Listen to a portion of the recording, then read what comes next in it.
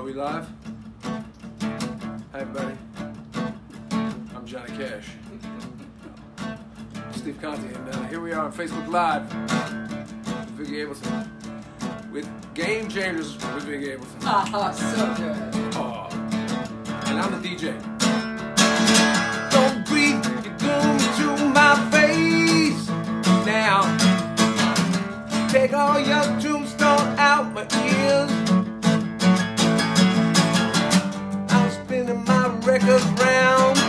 Don't you disturb this sound. You play your tortured soul. I just rock and roll. All your music junk is on the dance floor. Come alive when I play pretty things.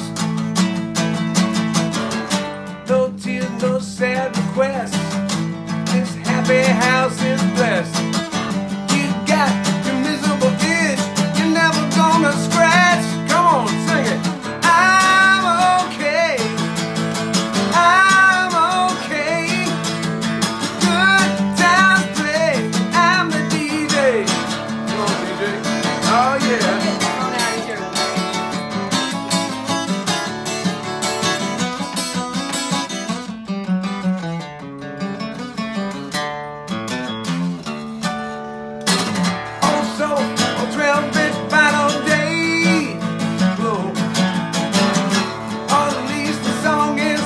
Heart.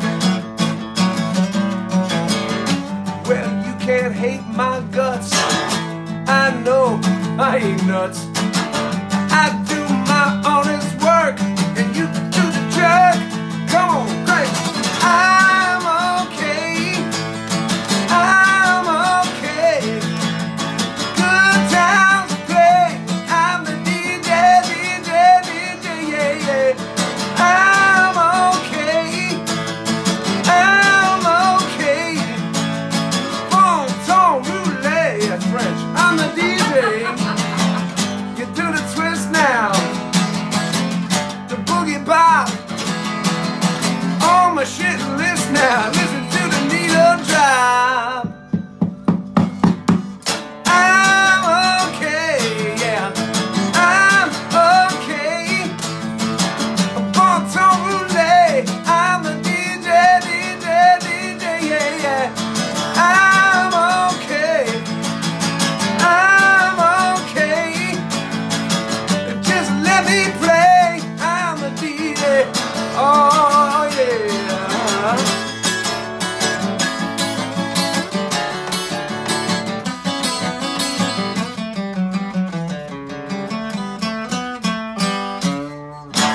Oh, what's one extra note between friends?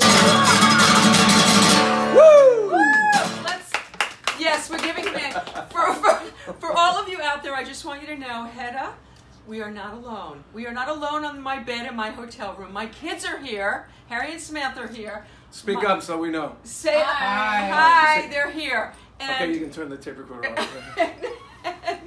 and we have, before we get to like talking about you, Steve, we have to talk about how our lives are different than when we met just a few years ago, like in the 80s. But you were a little late. Why were you a little tardy today, Steve? Tardy? Why? Tell the truth. I don't feel tardy. No, come on. What were you doing? Oh, yeah. Well, you know, I have some youngins myself. Yeah, and you were like making a little food? Yeah, I was making a little food and putting them to bed, and yeah. So life's a little different than And it was. strap hanging. A little different than when we first met. We were footloose and fancy free. Yes, that is true. But I wouldn't have it any other way, you know. And so my kids, Samantha, she'll kill me. Samantha graduated from NYU today, from Tisch, and I am going to start crying just thinking about it. And we walked around all day long for the last few days. I've been walking around New York, and grads have been walking around with their caps and gowns, and I've been congratulating them. And today, Samantha got to have that love from everybody we passed. It was really... Do you want to say hi? Hi. Do you want to come over and say hi? I won't make you. if you wanna. Come here. Come My on, beautiful girl. Then everyone will know there just wasn't a tape recording of I don't look children as saying good as hello. I did 12 hours Well, ago. the gown's right over there. We could put the cap and the gown on. That's okay. Samantha Abelson. There's pictures. She is 21 years old. She's a graduate of bless her. NYU Tisch. That's pretty hot. And Harry's behind the camera. Hi, Harry. Hi. Harry was. I'm just wild about Harry. So am I. And so Steve. So you're a dad now. Has this like affected the rock and roll? No. Oh, that's good. Except, you know, I spend a lot of time cleaning up messes. Yeah. But, you know, what else is new? I hang out with rock and roll guys on the road, so, you know. Well, so that's kind of the best of both worlds. I clean up messes there, too. Yeah. Yes, I bet that's true. So Steve and I go back. I went down to Bleecker Street. I met my old friend Joanne Malazzo down there, and we're walking down the bitter end, Terror Blues, and what was once the Rock and Roll Cafe where we met is now Wicked Willie's, which is... I haven't been there in years, man. I mean, everything is completely different. Kenny's is gone. You know, everything is gone. Yep, I know. The Back Vince is gone. Oh, Yeah. It's Red Lion's still there. The red line's still there, but it's different. It doesn't have like the glassed-in thing anymore. So I don't want to make you have to turn to Yeah, like I know, talk I'm to me. constantly That's doing yeah, that. no. Look And at I'm that. showing my bad side, by the way. Well, I took the good side because Because it's your show. Oh, I get it. You can just But talk to the back of my head or the hand. But I'm having like a bad hair day. And also, did you know that I have a shiner? Did you see that on Facebook? No. Okay, so I'm getting Looks ready. pretty good to me. Thank you. I'm going to show you the picture of what it looks like without the makeup on. So I'm getting ready to come here for graduation and to do the show with you. And I had a meeting with a cabinet corner and an immediate shiner That's all what over. they all say. So, by the way. So, you should see Adore. the other guy. Yeah.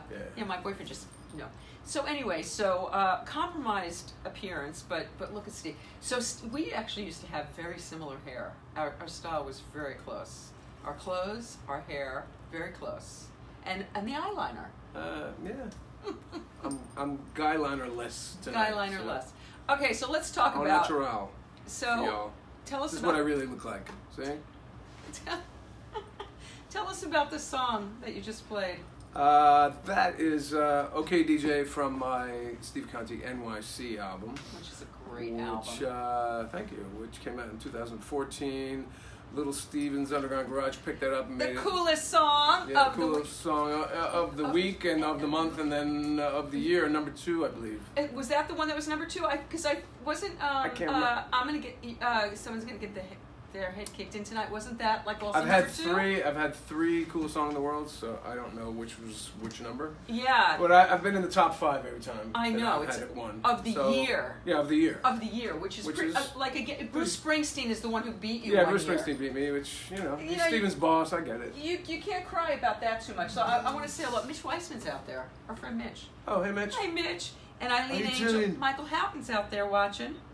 Mikey. Yeah. What's up, Townie? Lori Nelson, Bruce Feldman, Andrew Kaplan, Bruce Springsteen? Gordon Gebert. Do you know Gordon, right? Keyboard player. Gordon Gecko? No, I Different don't Gordon. Wolf, Michael, Blitzler. Alan. Okay, Freddie, I'm saying hi to everybody I see. All right, Cheryl. Hi, Cheryl.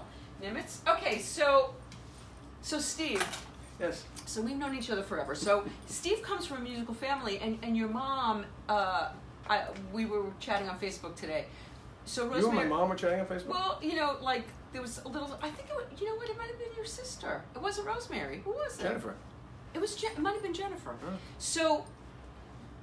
You come from a musical family. Your mom's a singer. That's right. What was and your brother? I mean, the brothers of Conte. I called them for many years because they play together and John plays bass. Well, when you were Keats. That's I right. was Keats. Vicki of Keats Uh-huh. and the brothers of Conte. So, okay. So how did it start for you? What's the deal with the Conte household? We You can talk to them. I can hear you. Okay. We grew up hearing my parents' record collection. They were huge jazz fans, and my mother was a jazz singer. Well, okay, so what does jazz mean of the kind of singing that she did? Well, she came from the school of like Billie Holiday and I won't say. I mean, she liked Ella Fitzgerald and Sarah Vaughan and those heavy scatters, but she was more of the cool school like swing, like Keely Smith, and Louis Prima, and Sinatra was her big. In fact, Sinatra is the only thing that my parents had in common, so I kind of owe my life to Frank. Thank you. Frank kept the marriage going? Well, Four he kids? instigated it. 4 kids, yeah, and that's then pretty being good. Catholic had something to do with it, I'm sure. So I grew up hearing that music around the house. It was I heard Nancy Wilson, not from Heart, but Right. Nancy Wilson, the jazz singer. Mm-hmm. I heard Miles Davis. I heard Wes Montgomery on guitar, who well, I'm all untuned here. Who else? Billie Holiday, and I heard a lot of classical music as well. So, Okay. And so your mom's gigging when you were a kid? No, so she had made a record when she was. She had me when she was 19. Wow. 20, just almost 20. Uh-huh. And, Are you the oldest? Yeah, I'm the oldest. Okay. So that's a nice, very expensive chord, by the way. How much does it cost? $1 million. There you go. She had made this record and got pregnant, and so she couldn't really go out and support the record and promote it. So I guess she just she had one copy of the record. We still have it somewhere, and it wasn't like mass produced, but she made it in a local studio upstate New York, where I came from. I grew up near Buffalo, and up there I went. Like my first schools were Buffalo kindergarten and through 4th grade. Utica, I lived up there. And, Wow, that's cold. Yeah, very cold. And then my father got a job in New York City, and thank God got us out of that hellhole of Buffalo and moved us down here to New Jersey about an hour. Sit back more so that I can kind of see your eyes, because I feel like we're not having a conversation. Yeah, we're not. Okay. Yeah. Yeah, so we moved to about an hour outside of New York City. Yeah. In New Jersey. Mumble the Jersey. No, you have Jersey pride. Okay. Shit. Jersey pride's Come on, good. man. Everybody's got to grow up somewhere.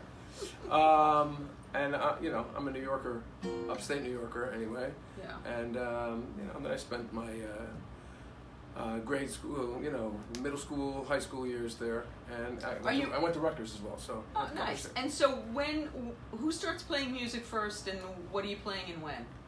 So we moved to Matawan, New Jersey, and then my father and mother split up shortly thereafter, and we were like, the weird kids in the town. We're the kids with long hair, and we're like with a divorced family, and it was kind of like, a little bit of a, not Mayberry, but because it was the suburb of New York City, but it was definitely small town, burbs, So where'd the long hair? What influence was it? The Beatles? Well, I had short hair because my father was like a Navy guy, So he would, time for a haircut, he'd come up with a razor, and the minute they got divorced, that was it.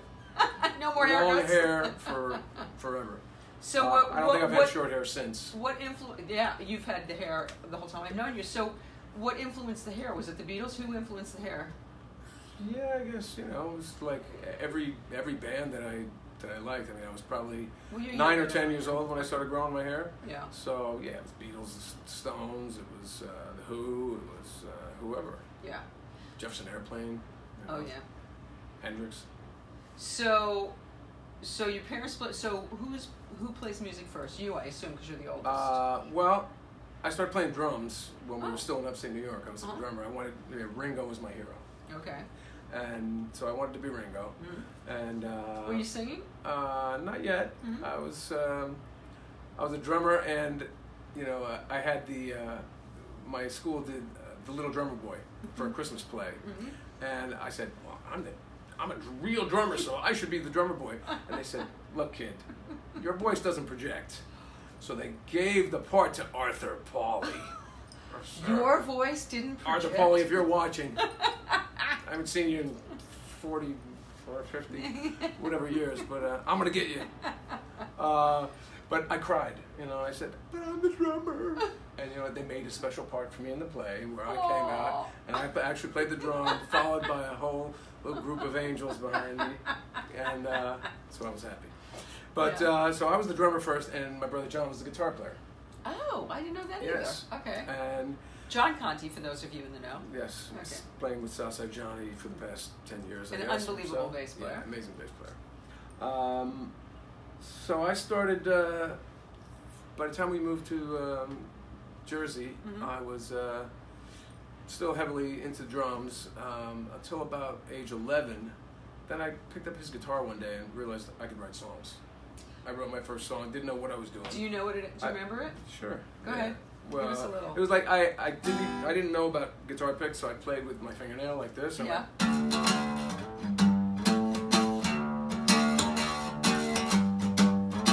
that was the groove. I'm not gonna sing it for you. 'Cause That's not bad. The lyrics are totally silly. All right, but that's not a bad groove. I'm liking that so groove. and then I thought, well, you know, if I write songs, I can't be stuck behind the drums. I have to. Good point. I have to be out there. So Yeah. I started taking. He was already taking guitar lessons. Uh-huh. I started taking guitar lessons from the same teacher, and in about a month, he had been playing for like 2 years or something, and in a month, I just Really? surpassed him, and he, Sorry, John. Yeah, sorry, but you know, everything happens for a reason, and Right. he became like one of the greatest bass players in New York City and anywhere. So really. did he start playing bass so that you guys could have a band? What Yeah, well, he happened? said, I guess, you know, we never actually talked about it, but I assume he just said, well, screw this, I'm going to play bass. But I actually taught him how to play drums, and he's a really good drummer now, too. Probably a better drummer than I am.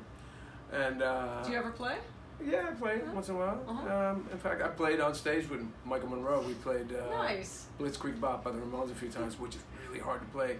Because Is it? drums is all about stamina. Right. If you're not in shape, you know, you could easily cramp up or have to stop, you know, and I made it through. I was impressed with myself. I made it through the whole song a couple times, and played pretty well. But so John started playing bass and became a great bass player, and then we made our first record or album Right. in the family living room when we were 9 and 10 years old, or 10 and 11 years old, and you know, I wrote all the songs. Actually, I think John wrote a couple, and our neighbor Rick Cohen wrote a couple too. And So wait, stop a second. So how was that for a 10-year, 11-year-old to write songs? Well, what comes first? Lyrics, music? What came first? back then, I believe everything came together. Okay. I believe I just started because there were no riffs. It wasn't like I was going.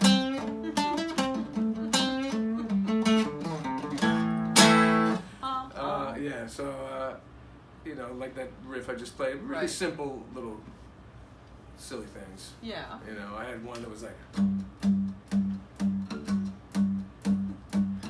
very Beatles, you know, kind of feel. It actually sounds Turtles. Oh. Oh no, who's that? Donovan. Oh, Donovan. That's Yeah, what it yeah. sounded like, right? That's that 60s, you know, kind of groove. So, yeah, my early songs kind of came out all at once, and then. So you're hearing music? Yeah, but I'm kind of faking because I didn't have any life experience. Right. So I was trying to write like John Lennon drug songs. You know, like I loved "I'm the Walrus" and "Tomorrow Never Knows" and you know all the psychedelic Lennon songs. That's kind of why I got into songwriting. And I had all these crazy like you know acid trip kind of lyrics at 10 years old. And were you getting high? not No. yet. Okay. But be a few years. It wasn't much later for me. It was, I guess about 14. Yeah. So, but what I was going to say was the interesting thing that we did was we had one crappy little cassette recorder. Okay. So how are you going to make, you know, nobody has their own microphones. We figured out, which, you know, later when I like studied the Beach Boys, how they made their records and everything, I realized that, you know, we were doing naturally, intuitively the same kind of thing that they did. They would like take an orchestra and place them around the mic in the order that they wanted to hear it. You know, like whatever instrument was the loudest, they'd put to the back, and whatever instrument was the quietest, they'd put up in the front, and they'd probably move around the mic. You know, and that's what we did. Drums went way in the back of the room. If I was playing guitar, and John would play drums, and if I was playing guitar, I would sit right up, like right over the tape recorder, and put my face right down and sing into the microphone, and. So like you know that's how we did it. We got it was all about mic placement. You know, one little crappy tape recorder mic. Right. And it was just the two of you? No, and my neighbor Rick, who played keyboards. And we still have that. In fact, one of the songs, if you ever heard my Linoleum album, Crown of course. The song Peace that ends the album, that's from that. That's from my first sessions. Yeah, my first sessions.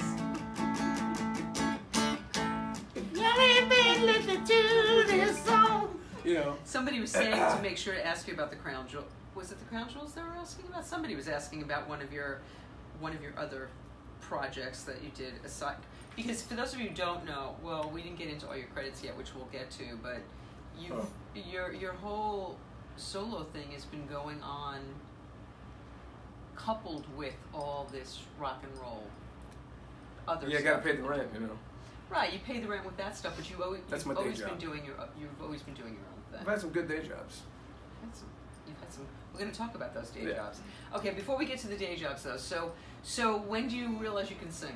How does that happen? Oh, well, you know, I always sang out of necessity because I was the songwriter. Okay. But I don't think I really hit my stride until, you know, I didn't really kind of figure out what I sounded best singing until many years later.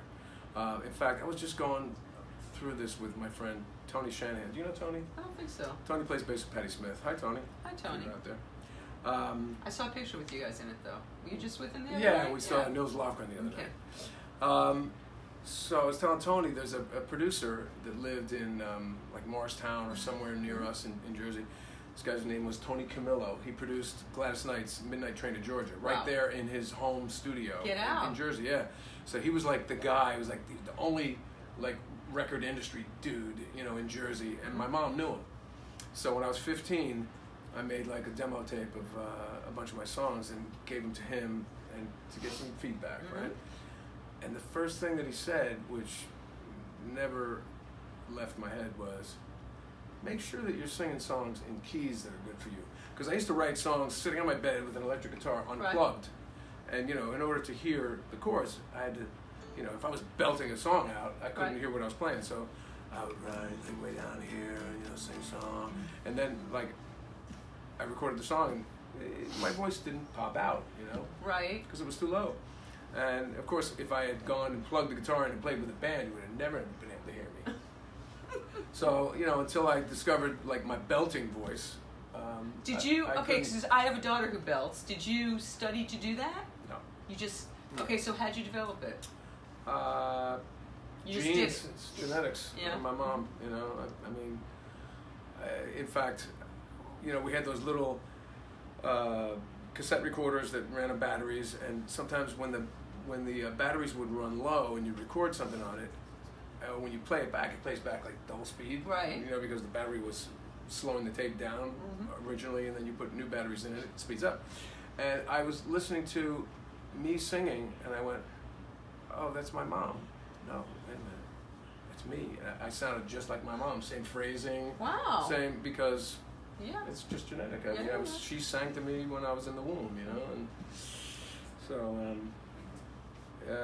so that's anyway. So at what point is your voice? When does your voice become this? My kids are misbehaving. I think they're you need like, to spank them. Well, what are they doing? All right, wait. While we're taking a little break, let me see if there's some questions, because I saw a couple people said hello. Hi, Gordon. And Gordon, been meaning to get this pic to you. Oh, they're having side conversations. Blah, blah, blah, blah, Jeff blah, Holt blah. says hi. You know I Jeff? don't know Jeff. Oh, Jeff's and Phil. These are Facebook friends. Mickey, hi Mickey. Gigi. Gigi Shapiro? Yes. Gigi Yes. Yes. Gigi. Dana Frank. Someone else back Dana. From the day. Fran Strine. Hi, Fran. All right. Hi, Candy Clark. Do you know Candy Clark? She was in American Graffiti. Yeah. Which one was she? She was nominated for an Oscar. She was the God, what was her character name? She was the blonde who was trying to get. Was she in the? She was in the car trying to get Toad to kiss her. Oh. And, yeah, she's beautiful. Oh, she wasn't the one in the Thunderbird, the T-Bird, was she? No, that's Suzanne Summers. Candy had the speaking parts. Candy was in The Man Who Fell to Earth with David Bowie and did like major nude scenes with David. Ooh, and love scenes. Yeah, she did some heavy shit with David. Hi, Lori. Hi, Bruce. Okay, if you guys have questions, I'm not going to read that while we're talking because I don't have Pete George is not here tonight, and my kids are just misbehaving, so they're not going to help at all. You don't want to look and see if anybody has any questions and like tell me at some point. That would be really helpful. I know, I'm putting them to work on her graduation day. It's really unfair. Anyway, so yeah, blah, blah, blah. So you're 11, 12. You're writing songs. You have a band. You playing out. What are you doing? Yeah, I mean, we did the local teen centers and high school dances and swim clubs and does John ever come front and center? Does he ever in those days? Not really. No, okay. He's he was happy to play bass and do you have like natural harmonies between you? I always wished that we were like the Everly Brothers, but not everybody can be the Everly Brothers. Yes. So we were clearly something else. We were like a team of great musicians, players, and then the singing thing was more my thing, and the songwriting thing was more my thing. But we both. And how about your other two siblings? Seriously. Jennifer sing? Jennifer cuts hair. That's a very important thing. Yes, it is. And Jeff plays drums. Okay. But he's got a great house painting and industrial painting business. Okay. In Matawan. And so... They went another way. Yeah, they went another direction. And, we'd already kind of been out there doing it for a while before they were old enough to kind of get into it. So I think they just did their own thing. But Rosemary kept singing, right? She was. So she was singing. No, she's pretty much retired now. Okay. Teaching. She sings once in a while, and she'll have vocal students, and she does hypnotherapy as well. What? But we did all those kind of like little kid gigs that everybody does. And I don't know what my singing was like back then. I probably just sang just enough to get the songs across, but I wasn't like. You didn't have like the balls to the walls. No, I didn't. I didn't have that yet. And in fact, it wasn't until like in the '80s sometime I was producing this girl who my mother was teaching. This girl named Mary Witham. Great singer. She sounded like Linda Ronstadt. And I wrote some songs for her and produced this thing, 3-song demo for her. Yeah. And while we were doing one of the songs, it was kind of a rocker. It was almost like a Bryan Adams kind of thing. And just to get the melody down, I sang it. And it was in her key. It was like a bit higher. Right. And it was like, I can do that. It was like, it had that kind of rasp, like that Adams and Rod Stewart and, You do have that Rod Stewart kind of thing. So I was like, oh, okay, I can do that. And, which was good because when, cut to 1990 when I was on the road with my first band I got signed with, Company of Wolves, we were on tour and I overdid it with my hands. I had tendonitis in both my arms and I had to completely stop playing when I got off the road. Wow, I don't remember that. Yeah. And how long did you have to stop playing? I just had to stop playing for a year. Oh! Yeah. And I slowly got, I had to put my hands in buckets of ice and then, do these series of stretches and tape my hands, and I was going out of my mind. And plus, I didn't have a way to make a living. That's what I was doing. And I said, well, wait a minute, I sing. And so I just made a demo tape, and I started getting my tape around to studios, and next thing I knew, I was getting all these calls to like sing on these big commercials like Budweiser, and all of a sudden, all the money that I never made in the real music industry, I was like making from jingles, singing out commercials, which I never really wanted to do, but fuck it, somebody's got to give me some money for my musical talent, okay, so now, I took it. Is that when you were doing the Paul Simon, doubling for Paul Simon? No, that was later. Okay. That was like 2000. Okay, we'll get to that. But it was like early 90s.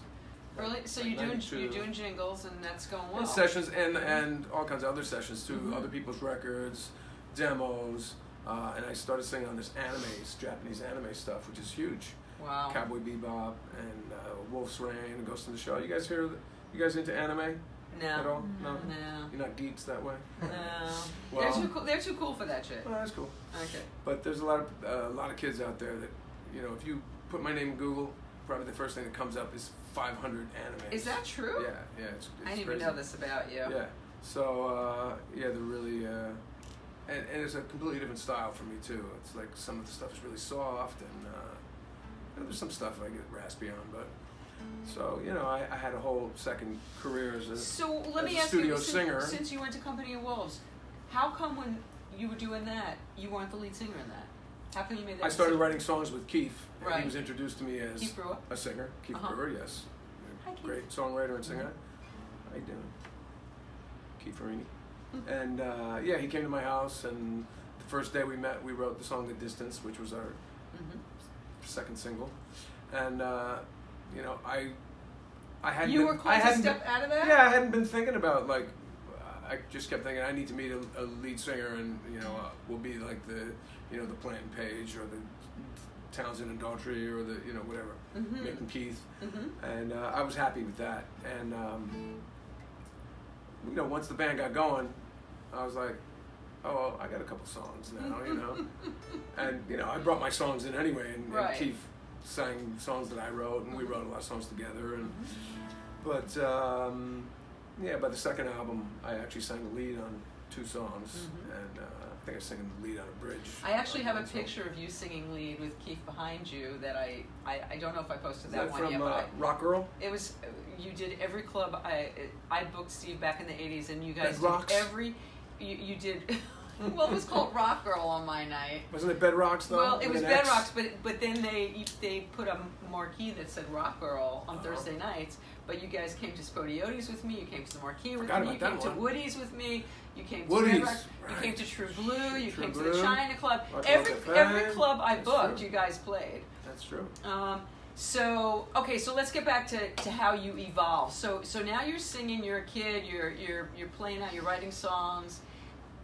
So how do you get to Bleecker Street? Because, oh no, when I met you, you were doing Blood, Sweat, and Tears, I think. Yes, that's right. So how did that happen? So my brother and all his buddies were already playing with Blood, Sweat, and Tears. I knew the Gellises. Yeah. Well, I don't think he knew them. I think he met them when because Dave was playing guitar when John joined, and a bunch of his friends were already in the band, so they dragged John in. And then these are New Jersey friends? Is that how that happened? Yeah, they had gone to school together. And then Dave Gellis left the band, and John called me and said, hey, can you come and do this gig? Yes, can I have? Thank you. Yeah. He said, can you come and do this gig? And no rehearsal. You know, Get out of here. Blood, Sweat, and Tears is not easy stuff. You know, it's jazz rock. Yeah. A lot of parts, a lot of hits, a lot of, you know, rhythms and crazy chords and melodies you got to play with the horns, and I learned the material on the plane on a cassette, and I like made my little charts on the plane and showed up at in Miami and played the first gig, and then I had the gig. How long did you play with them? About a year, maybe a little over a year. And when I left them, I went to Glenn Burtnick, where I did my first MTV video for his song "Follow You." That was '87, and then I went to Jill Jones, who was in Prince's Revolution. She's the one who sang "I was dreaming when I wrote this, forgive me if it goes astray." Really talented. That's a great song. Really talented girl, great singer. I was her musical director and guitar player, and then from there I went to. You have to I played with Bush Rock. You know, did you know Delmar? I do know. Rest in peace. Did know Delmar. Yeah, he played with Sting. Pat Martino, he's such a great jazz musician. So I played in his band Bush Rock for a minute, but we never got that off the ground. Ricky Sebastian on drums, killer New Orleans drummer, Yossi Fine on bass. You know Yossi? So yeah, so those were my first years in New York, like '86 through '87. And while you were doing all that, you would come back with your brothers of Conte. What were you guys called? We were called the Rookies. The Rookies, that's right. So you'd come back with the Rookies, and you would do the Rock and Roll Cafe in between all these road gigs. Yeah, we do covers, and it was I think we played like 4 sets a night, and we'd like start the first set with one song, and about 45 minutes later we'd do it again. No, we'd still be playing. We just medley in from one song to another. We never had a playlist. You know, we would just like feel it out, and you know, I might have had a list of songs on the floor, but really, yeah, but we just called them and you know segued from one tune into another and had no. Those were really great days. You brought Phoebe Snow in, Phoebe Snow was life changing for me. Yeah. Ray Gillen from Badlands used to come and listen. He was very supportive of my singing too. Rest his soul too. So you have to tell when were you playing with Chuck Berry? When was that? So that was '88. Okay, so now tell them you have a Chuck Berry story. It's really long, and I'm saving it for my book. Oh no, you've No. I'll tell you. I'll give you the truncated version. Okay. So, my mom had been working with this trumpet player named Frankie Rendell, who's he booked all the entertainment at the Meadowlands racetrack. Okay. He was actually the bugler, you know. Oh, wow.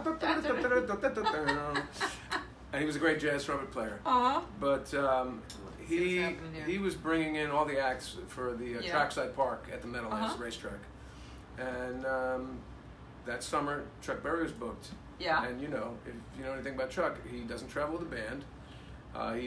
The promoter provides the band and provides an amp and gives him whatever thousands of dollars in cash, and if he likes the band, he gives some money back or something, like as a courtesy. Yeah. But so Frankie picks Chuck up from the airport, and you know he'd given me the gig already with my band, the Hudson River Rats, the blues band. Okay, I remember.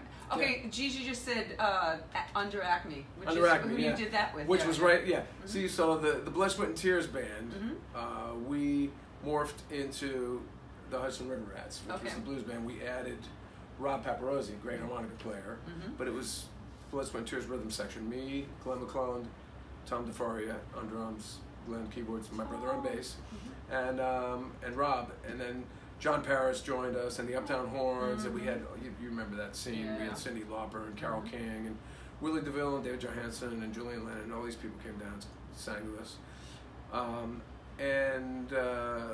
When we got the call to do the Chuck Berry thing, I just said, yeah, let's bring the band in. Well, we couldn't use Rob, the harmonica player, because you know Chuck didn't need a harmonica player. So Chuck says to Frankie, who's my band tonight? And Frankie goes, oh, Chuck, relax, man. They're great. You know, the Conte brothers, Steve and John. John's a bass player. Steve's on guitar. He goes, guitar? I don't use no other guitar player. And Frankie goes, no, don't worry, Chuck. Steve's great. He can lay back. He said, well, I'll give him one song. If he ain't having it, I'm going to throw him off the stage. Which Frankie tells me, you know, before we nice. Great. Before we go on.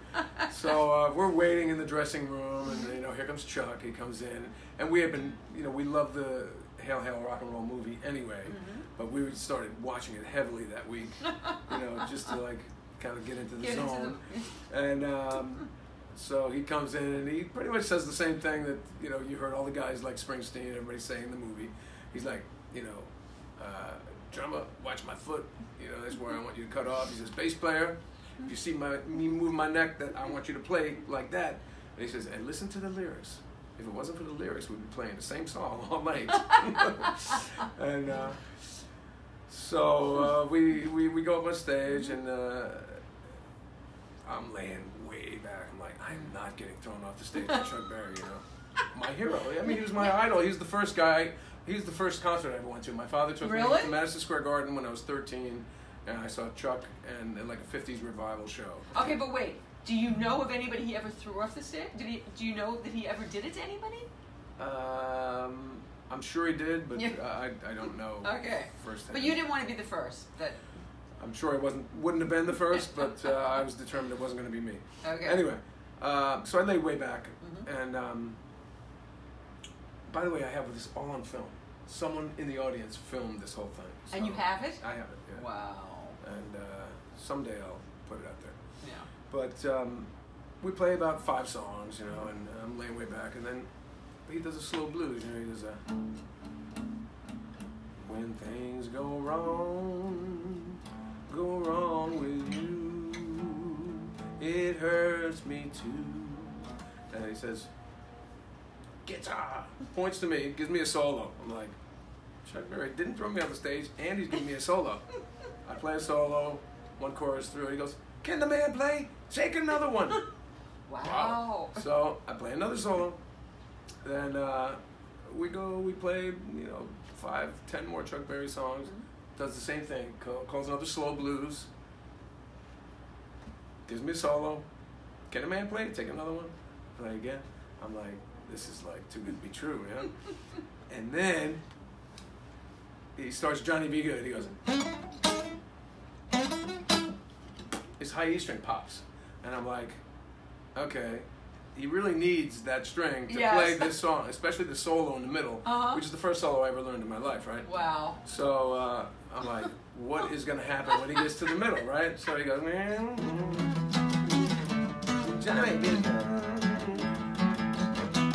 points to me, and I played the solo of Johnny Be Good with the man. And, wow. My smile is so wide, it looks like my face is going to crack right off. So yeah, that's... Did you have words after the show? Did he say anything to No, you? Nothing? Well, the story goes on. It's really long and hilarious, but I'll save it for another time. But no, he took right off. He had a tall, buxom blonde at the side of the stage. Buxom blonde. And he just got in the car and left. And I didn't even bring like my Chuck Berry's Golden Decade album or anything for him to sign. And he just disappeared. But I mean, hey, the signing stuff is kind of weird, though. I know. I wouldn't do it now, but back then, I'm surprised that I didn't, because he was just, he's the reason I play guitar. Hey, Jennifer's watching.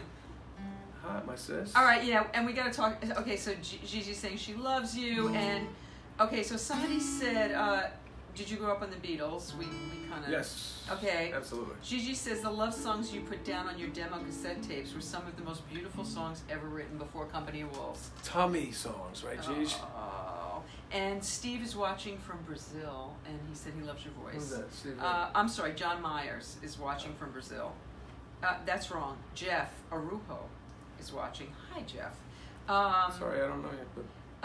Okay, so John Myers said, back in the day, did you ever listen to Slim Harpo or any artist from Excello Records? Yes, I have a couple of Slim Harpo records. Keith Richards was really into Slim Harpo.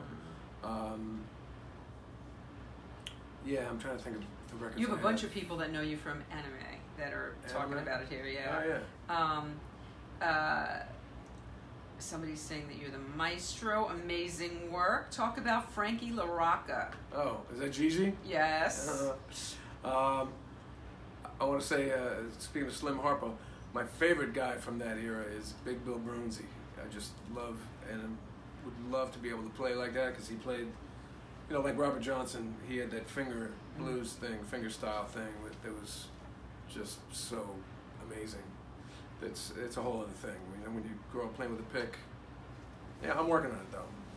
I'm actually taking online lessons with Tommy Emmanuel. Are you really? Well, I love that. I mean, I just watch his videos and try and copy his shit, but to he's use your fingers? Yeah. I'm not tuned for it right now, but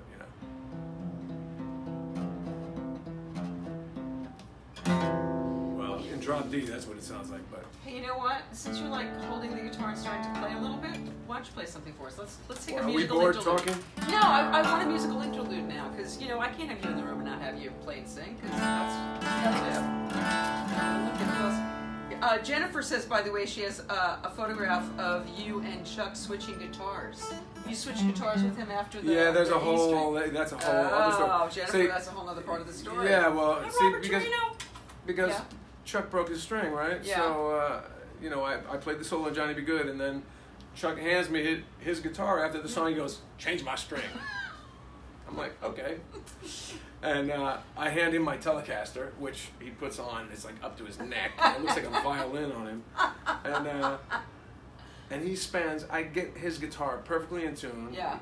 And he spends 10 minutes like untuning my guitar. I heard that because about his hands are so big that he knows just how to. Oh, come on! He knows just how much his fingers are going to pull the strings out of tune when he makes a chord.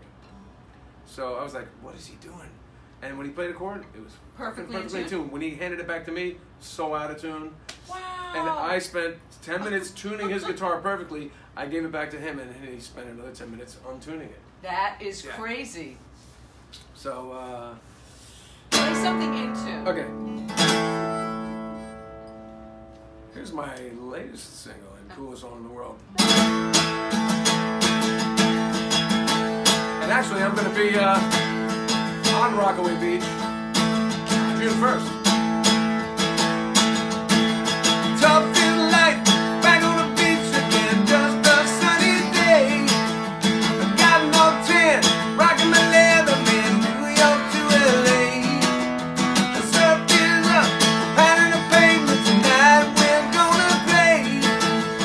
Ooh, give me Rockaway.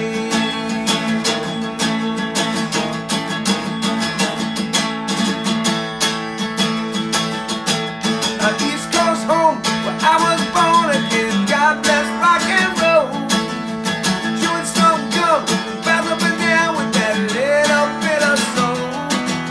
I feel fine, dressed in the nines and my hair all set to spray. Ooh, give me Rockaway. Stop before you hit Long Island.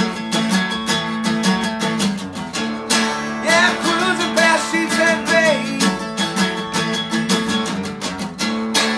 Pull over when you hear the siren and the bray.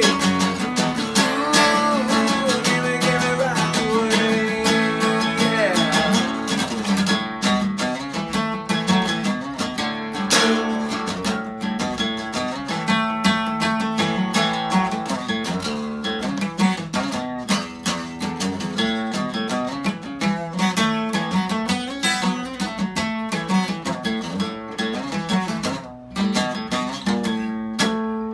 Not easy in open tuning. Yeah, stop before you hit Long Island. Yeah, cruising by Jamaica Bay. Pull over when you hear the siren, but I'm afraid. Ooh, and never get locked away. Tough in the life, back on the beach again, just a sunny day. A nightclub 10, rocking my leather man, New York to LA. Surf's up, concrete's hard as the night. We're gonna play. Ooh, give me Rockaway. Ooh, give me Rockaway. Yeah, yeah. Ooh, give me Rockaway.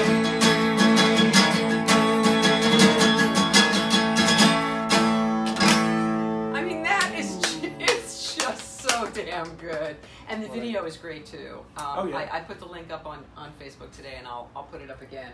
It's a great video. It's a great Shot song. in the freezing cold on Rockaway Was it? Beach. Yes. Shot in November. Or no, shot in December, actually. Ooh, Yeah. It's great. You can see my nose is pink.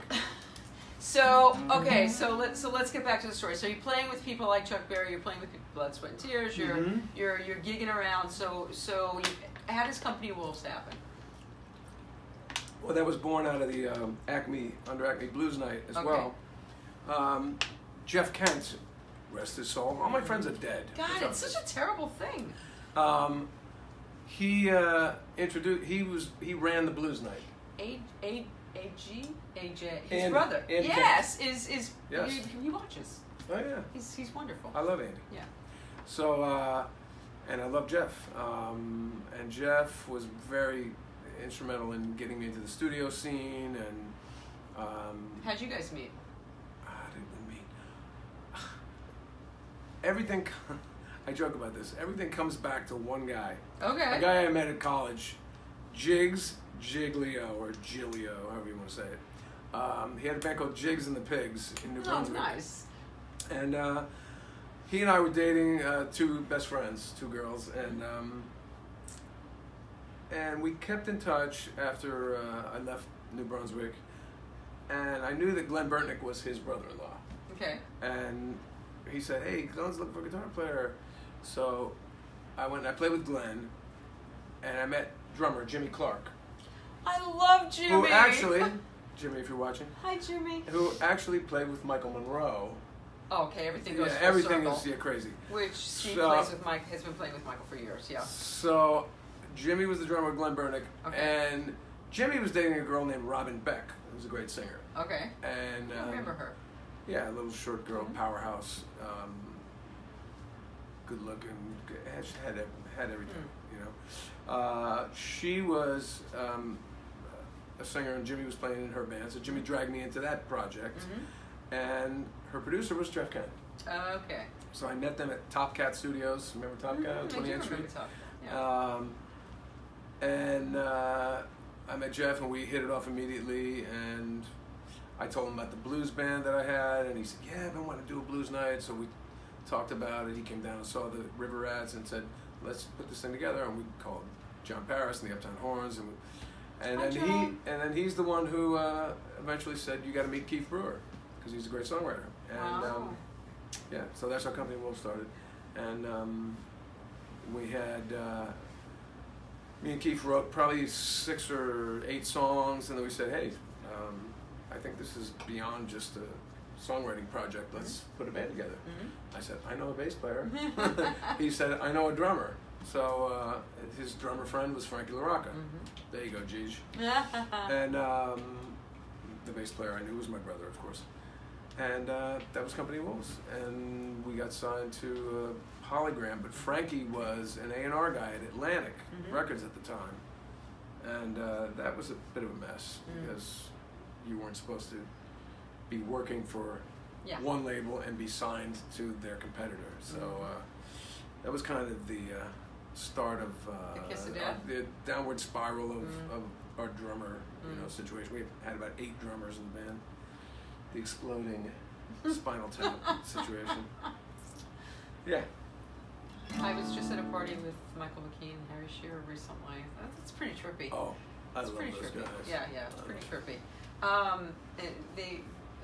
Harry said yes to me, so Harry's going to do the show. He's going to marry you? He's going to do the show. He said yes.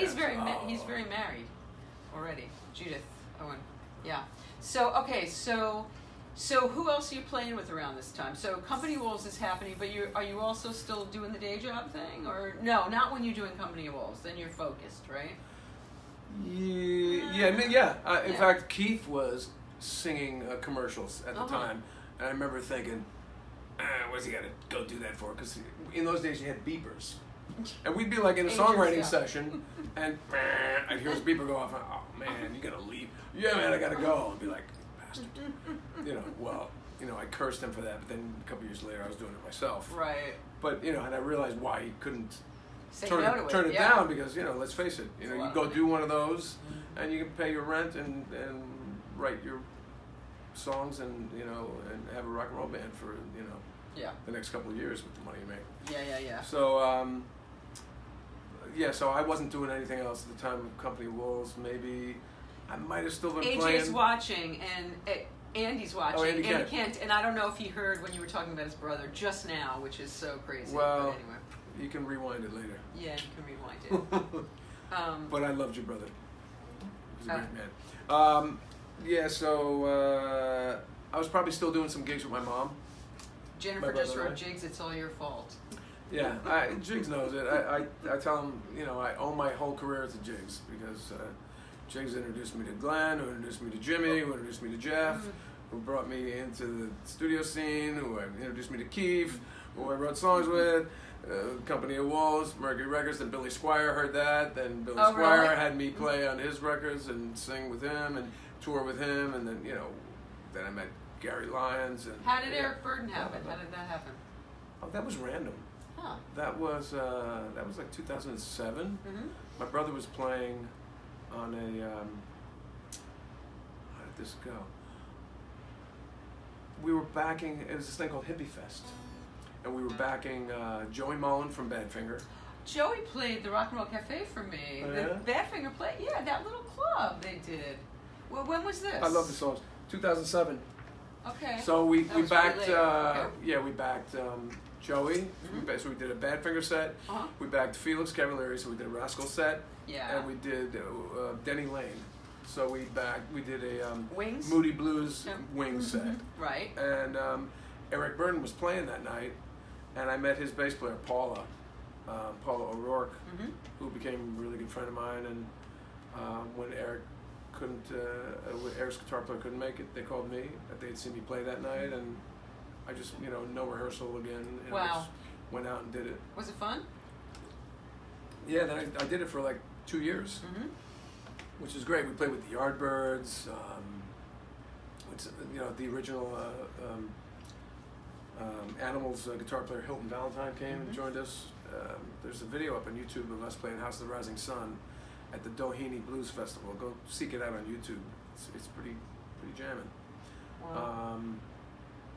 I did that for a couple of years, and that was in my. I think I was still. Yeah, I was in the Dolls. So if you want to. Okay, so how did the Dolls happen for you? Well, so it was after the Wolves, after Squire, after Peter Wolf, and all these sessions that I did around town. And Peter Wolf also somebody. Peter Wolf, he was my childhood hero. I was a huge J. Giles fan.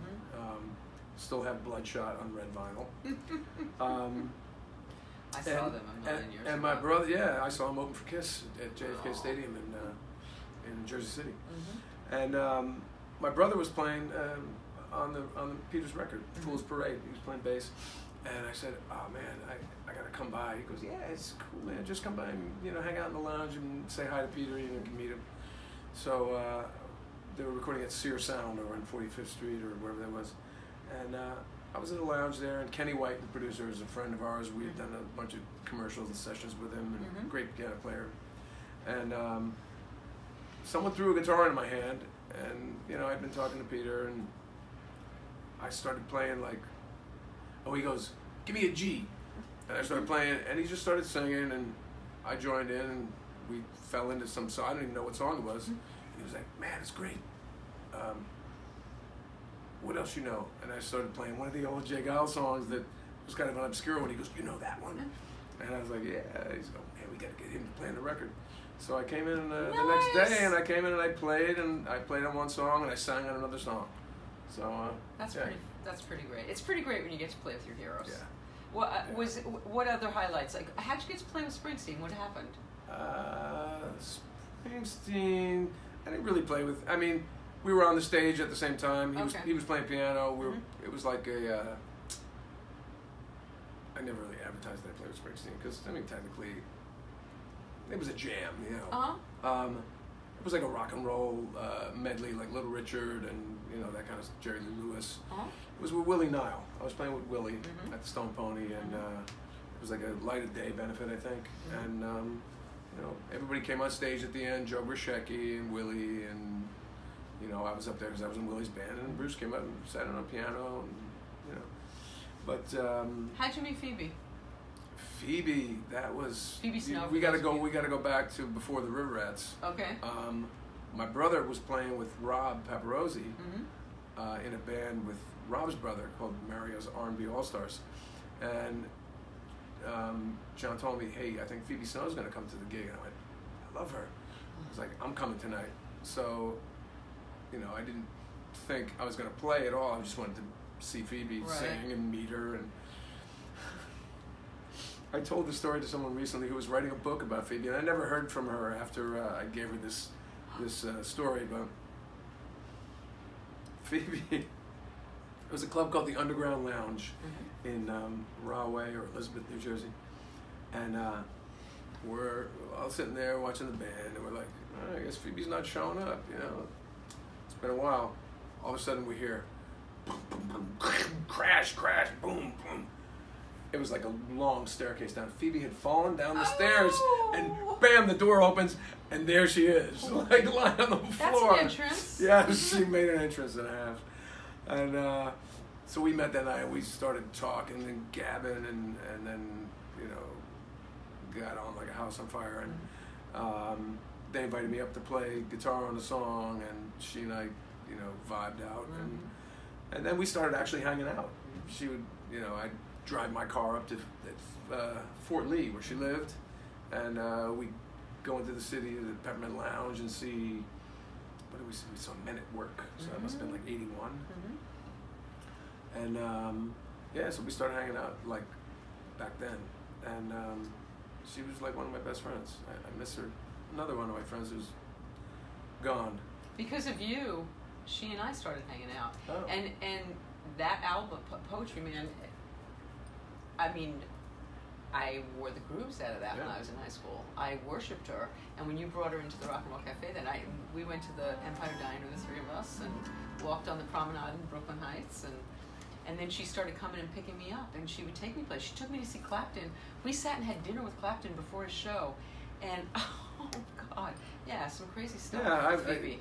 I went backstage. I met Steven Tyler, and we went backstage at an Aerosmith show. I mean, everybody knew her. Everybody and knew respected Phoebe. her and loved her voice, and you know. So I definitely.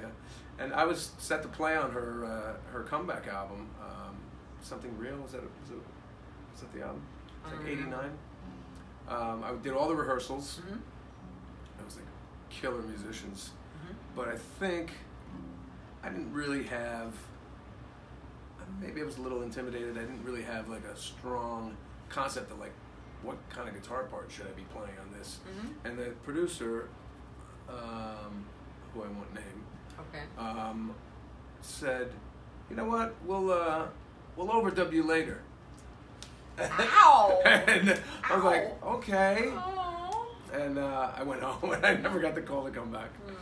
But I'm glad. We wrote songs together, me and Phoebe, and you know, You brought her down to my jams a lot. Oh, we spent so much time together, and you know, did some crazy shit. She was really into UFOs, as you know. Yes. And we had some crazy UFO video viewings at my place, and yeah. How did you get to play? I don't know about you and Bonnie Raitt. How did that happen? When was that? No, I didn't play with Bonnie Raitt. Oh, it's on your thing. Yeah, it is. No. I'll show it to you. I got it from I didn't somewhere. write it. All right. Well, I I didn't write I didn't write Springsteen either. See, I found these online. I didn't make this shit up. What do I know? Yeah, well, you can't trust Wikipedia. They even got my birthday wrong. Did they really? Said I'm like 20 years older than I really am. So as far as heroes and playing with heroes and highlights, what like stand out is like the things that really. Oh well, we were building up to this story. So okay. After the Peter Wolf and the Maceo Parker and all that stuff, I got the call to. It was actually after Billy. Mm-hmm. Paul Simon called. His guitar player Mark Stewart. Okay. Suggested, because he had played on my Crown Jewels album with my brother Linoleum. He played cello, and you know we've known each other, and I guess he thought my voice was somehow similar to Paul's. Okay, that I don't get at all. I know, but I was doing like on Linoleum. I was doing like kind of a softer thing. It was more ballads, and so whatever. I was like, man, you know, to work with Paul, I'll tone it down. And you know, naturally, when you sing those songs, I mean, I'd grown up with Simon and Garfunkel, so I knew all the songs anyway. Well, I didn't know. Tell them what your gig was. Yeah, I didn't know a lot of the later stuff, but basically, what Paul would do is when he would have a rehearsal, he would hire a singer to come and be Paul, so that he could not have to sing, and he could kind of listen to the band and check out, you know, the arrangements. Because let me tell you, when you're singing and playing, it's hard to really focus on, you know, what you're singing and staying in tune and remembering your lyrics and remembering your parts and you know, all that, plus hearing he's got a huge band, he's got like 17 pieces, you know. So Mark thought they were flying like a guy from Chicago in and putting him up in a hotel. He said, hey, I know a guy right here in town, Steve Conte, you know, he's great, you should call him. So Paul's brother Eddie called me, and we worked out a deal, and so I worked with Paul for like 10 years. So what? Okay, so how did that work with everything else you were doing? Well, I never went out on the road, except for once. I rehearsed the band. We did like a month or 2 months maybe at SIR, 52nd Street, when his album You're the One came out, and we rehearsed, you know, 8 hours a day, you know, whatever, like 10 in the morning till 6. And, you know, some days he would say, you know, it was an amazing band. It was like Steve Gadd on drums, you know, his African guys, Bagidi and Vincent and Tony Cedris from, I think he's Jamaican maybe, on keys, and Alain Malay, on French guy on piano. It was just like a multicultural. Steve Shahan, who lived in Morocco, on percussion, and Jamie Haddad, who is another great percussionist. 2 percussionists, 3 horns, 3 guitars. You know, it was just an insane amount of music. And Paul's an absolute genius, I must say. He knew every note of what he wanted. Yeah. And you know, he would go, he'd stop a song and go, trumpet, you're playing a B flat on bar 12 of the bridge, and it's supposed to be a B natural. I'd be like, oh, you're right, you know. Wow. You know, the guy doesn't miss a trick. Wow. So, and he was very complimentary to me. I was going to say, how was he to you? Yeah, because people had said, oh, you know, Paul's very, he's a tough customer, man. He'll bust your balls? Yeah, well, you know, he's dark and, you know, whatever. But I have nothing but good things to say about my experience with him. He was... Jigs is on saying, play a song, Steve! Shut up, Jigs. You missed 2 of my songs, and I already plugged you and said I owe everything to you, so fuck off. Oh, and your sister just said that you and Springsteen have the same birthday. That's true. And John Coltrane and Ray Charles. Oh, shit. Gigi's saying play an old song. All right, play a song. Play a song. No. Yeah, play a song. Or play a new song. Play a new song. I'm not prepared with any other songs. No, really. yes, you are. I'm not. Play one anyway.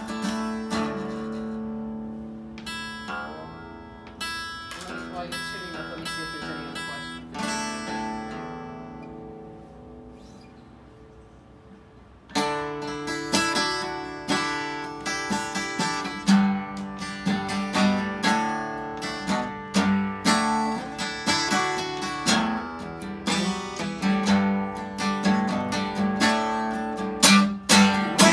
Maggie, I think I got something to say to you. It's late September and I really should be back at school. I know I can keep you amused, but I feel I'm being used. Oh Maggie, I couldn't have tried anymore.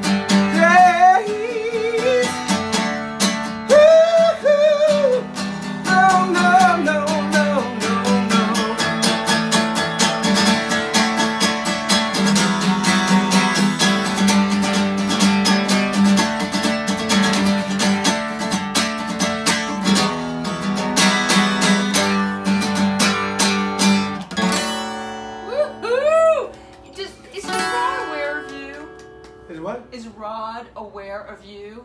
Should be. He should be. Like I just. Well, you know, we have the band Blues Deluxe where we do all the Rod faces. I don't know about this. What? I don't know about this. What? How long have you Where been you doing been, girl? this? I don't know about. Well, I've been in LA for a long time. About 3 years now. Yeah, I've been in LA for the last 15, so kind of. If you have been on my Facebook at all, you probably see me post it. Oh God, you gotta go Google it now. Yeah, I do. Oh, we do it's mostly like the 68 through 72. Yeah, that was good. Those were That's good. the good stuff. Yeah. But we do 2 later period songs. So who else is in the band? Brother John. Of course. Rich Pagano. Okay. Andy York. Andy York, who plays with Mellencamp. Okay, I don't think I know Andy. Ian Hunter, great guitar player. And Andy Burton, keyboards, playing with Little Steven now. Somebody just brought up Beth Sussman. Hi, Beth. Bet is great. Well, I love Bet. Yeah, you guys were very close when I knew you guys. In fact, Bet has a podcast. Yes. Yeah. But it's film. It's a video. What do you mean? She does like a cooking thing. Oh. And we've that. been threatening to do this, and I'll call you, Bet. Okay. I swear, before I leave town this summer. So how'd you get? So tell me about the dolls. We started to go there, and then we got sidetracked. Yeah. So from Paul Simon. Okay. And then Simon and Garfunkel, which that was amazing too, because I was in the park. What year was that? The show they did in the park when they first Schaefer got Music Festival. No, they played in Sheep's Meadow. That huge concert they did. I can't even remember what year it was. Early 80s, I think, wasn't it? It was unbelievable. It was the first time they got back together. It was. I wasn't there, but yeah. but I did those rehearsals too, which was amazing because when sometimes Art would come late. Yeah. And it would be me. So wait, me what and year Paul, is this? This is 2003. Okay. This is after I played with Willie DeVille, who's another, one of my heroes. And you had a long history with him. And well, I'd been working with Paul since 2001. I worked with him through 2010. Wow. I mean, not. Right. It's not like I worked every day or every week. Or sometimes it would be like 2 years I wouldn't see him. But if Art wouldn't show up like on time, it'd be like Simon and Simon and Conte, and we'd do like Scarborough Fair. No. Come on, Steve. Let's do. Can you play those? Can you sing those high parts that Garfunkel used to sing? Yeah. Wow. They were pretty high. Then I wow. And then sometimes Paul wouldn't be able to be there, and then it'd be Conte and Garfunkel. That is and we do, so crazy. We do like Mrs. Robinson or oh my God. Is any of that stuff recorded? Sounds of Silence. I have some. Do you? Some, rehearsal tapes. Nice. That they were ill-gotten, but nice to have. They will never leave my position. Don't worry, Paul. They're just for me, for my ears only. But anyway, after that, we were getting to the dolls. Yeah, so I was doing Paul, and I had just done Willie, and then my friend Larry Saltzman, do you know Larry? I don't think so. Great guitar player. He was playing. David Johansen had this acoustic blues thing called the Harry Smiths, and Larry had been playing with him in that, and he said, I ran into Larry one day. He said, David's thinking of putting the dolls together, and I went, oh man, like how many rock and roll bands are there from New York that someone like me could step into? I said, look, man, tell them about me. I got the guitars, I got the Gibsons, I got the big nose, I got the big hair, I don't play like Johnny Thunders, but I could, if necessary. And so he gave David my name, and so Jimmy Vivino gave him my name, and hey, Jimmy. Yeah, a couple of everybody he asked said just call Conte. Wow. So he called me, and we met for lunch, and after lunch, he said I took the liberty of making you this package, and he had all the lyrics, had all the CDs of. Had he already become aware of you, other than word of mouth? Had he heard your stuff? He went and checked me out. He said, "Yeah, I checked you out online. Yeah, I know you went to Rutgers." And he knew that I played with Willie. Right. And that might have had some, because Willie's another, rock and roll casualty from New York, from the, CBGB's days, and so so he gave me the stuff. He says, "What do you think? You want to do this gig?" And I said, "Sure." It was supposed to be one show at the Royal Festival Hall in London. And Arthur Killer Kane, the Dolls' original bass player, was still alive. This is 2004. Okay. And so, we I said yes, and I don't know, a month later or whatever, we meet for a rehearsal over at Euphoria, and hi Dave. Sylvain comes in, and I immediately felt like I knew him my whole life. Really? He's just, as it turns out, the Dolls' original drummer, Billy Murcia, his brother moved to my town in Matawan, New Jersey when I was growing up there. And he used to tell me, "Hey man, he was from Columbia. He'd go, 'Hey man, you look like Johnny Thunders.'" I'd be like, "Who the hell is Johnny Thunders?" And he brought all the Dolls records and the Criminals and Heartbreakers records to my house. And who knew 20 years later I'd be getting this call. That's crazy. And so, me and Syl immediately bonded over that.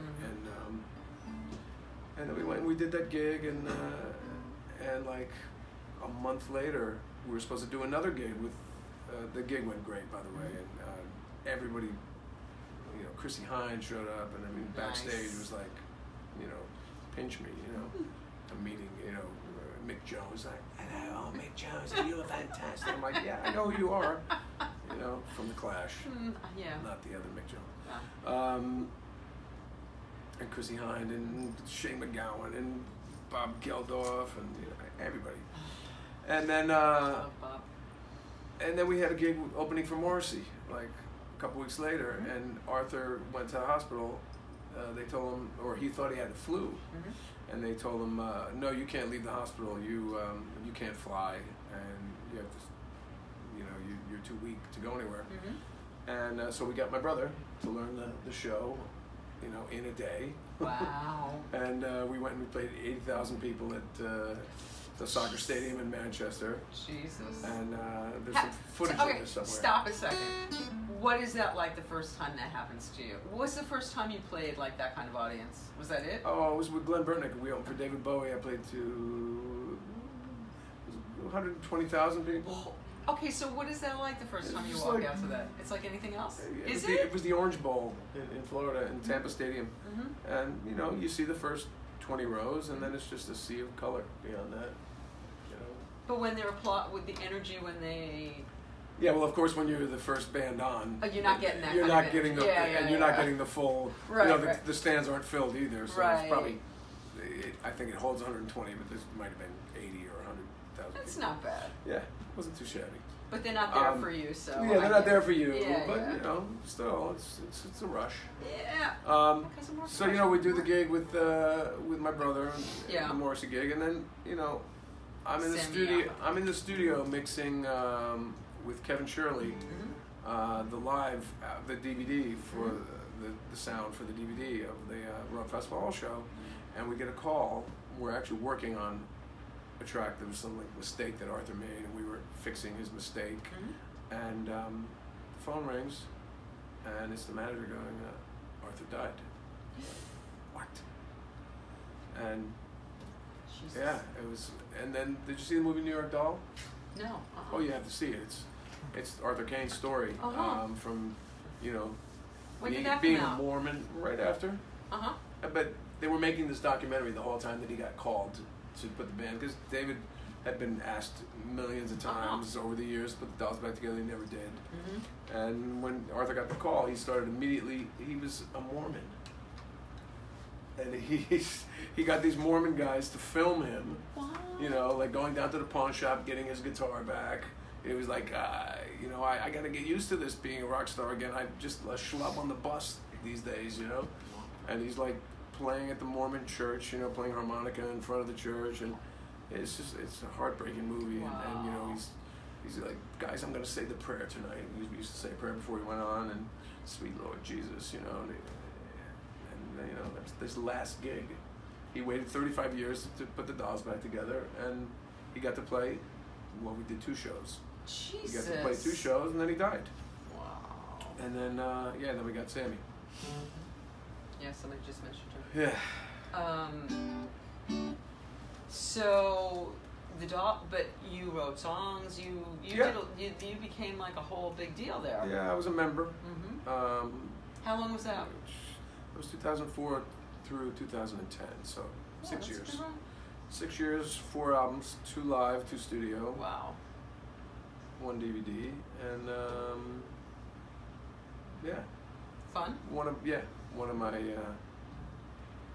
my favorite experiences, because you know it's. I said, how often can you step into a band, especially a New York band that's like legendary? You know, granted they didn't have that many hits, and no hits really. It's that Personality Crisis and Trash, maybe people know, but really, you know, cult, you know, underground, cool band. Like they say, we didn't sell many records, but everyone that bought a record started a band. That was the Sills line. So it was a great experience, and I got to write songs with David and Sill, and we made the second album.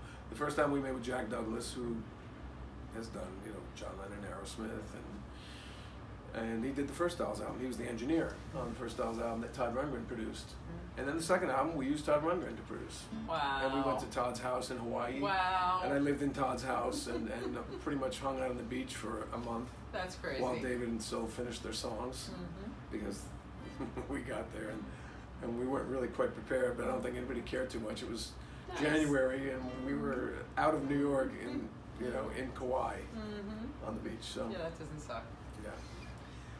And after. So how did Michael Monroe happen? Okay, so I was going to segue into that. Yeah, so we got to get to that. So Sammy and I were commiserating one day about how the Dolls weren't working a lot, and we were kind of in between managers and agents, and stuff just wasn't happening fast enough. I just had my first son, and I needed to work, and the work wasn't there. It could have been, but for whatever reason, the business team wasn't moving fast enough for me. So I said, I gotta put food on the table for my kid, and maybe some people in the band didn't appreciate that, but whatever, When you got a kid, you got to do what you got to do. And Sammy had been friends with Michael anyway, since they were kids, and they had Hanoi Rocks. Right.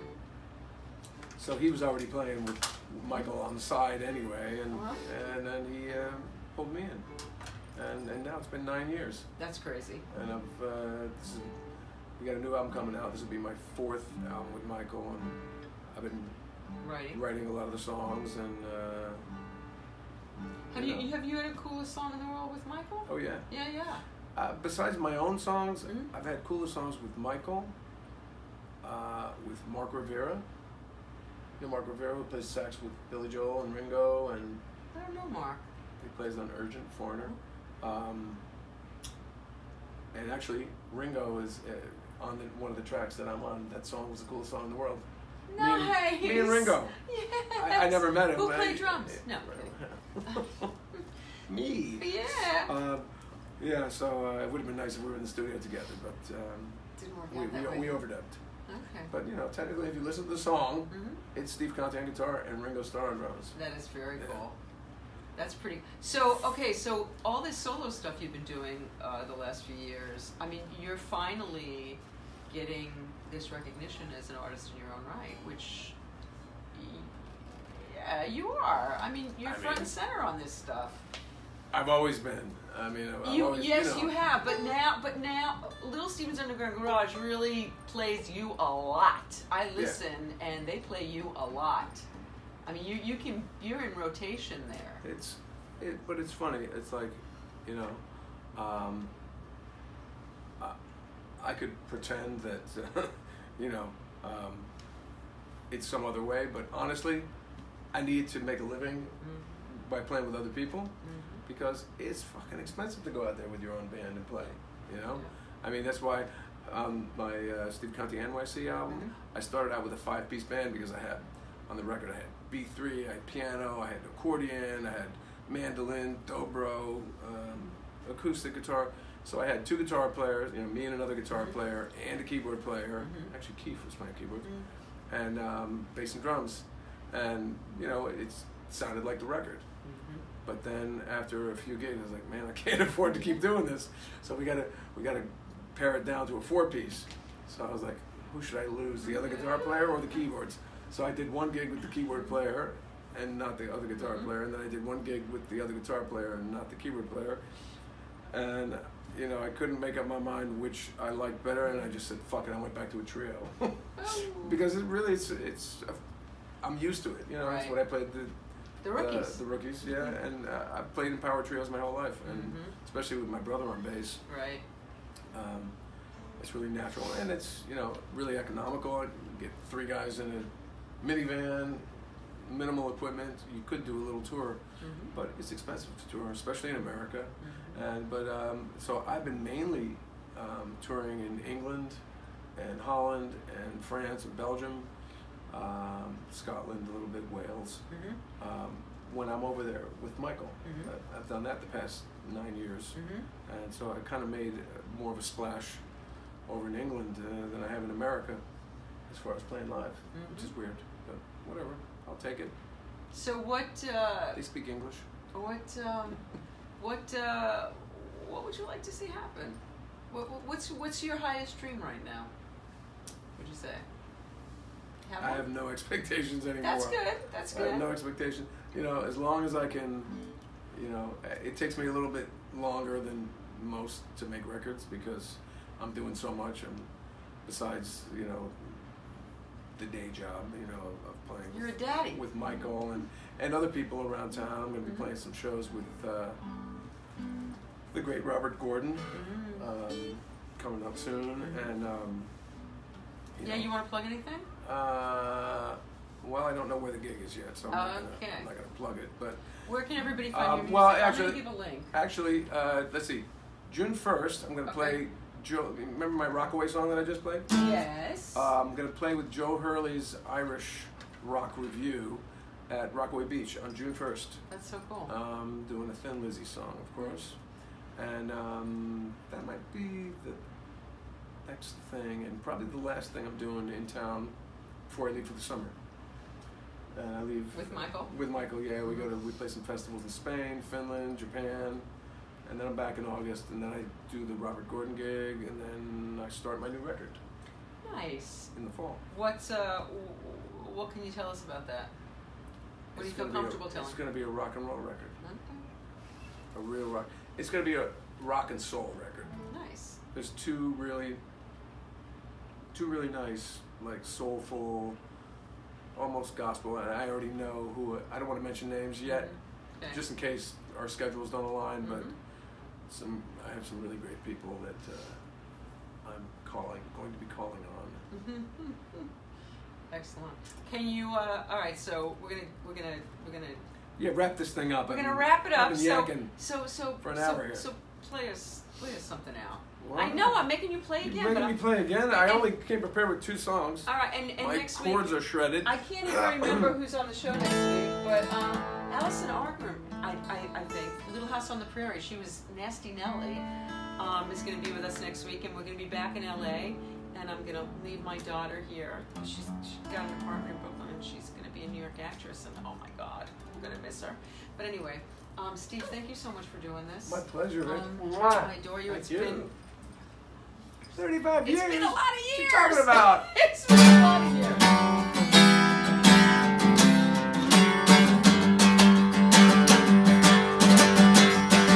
It's the B-side of my single. Nice. And my pal Jesse Mallon sings it with me on the record. You might know it from a lady named Janice. Lord, won't you buy me a Mercedes Benz?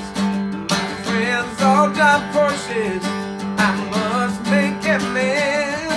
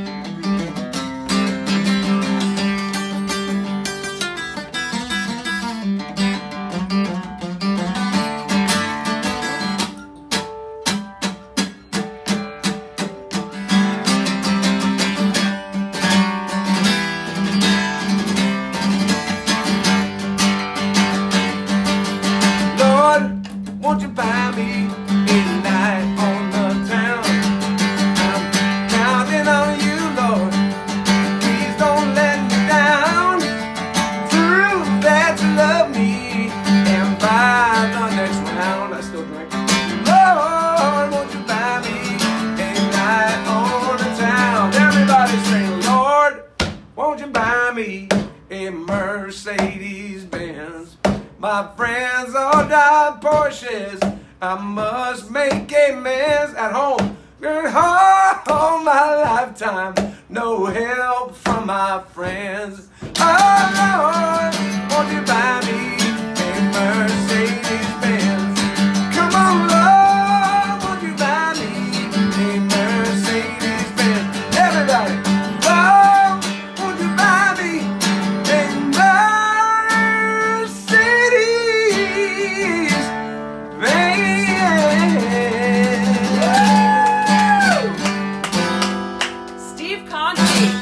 Thank you very much. Steve Conte, and I'll have a link for his music, and thank you so much. And thank you, Harry, for working the camera. Samantha, I love you. Congratulations, my graduate. Thank you all for joining us. We'll see you next week on the Game Changers.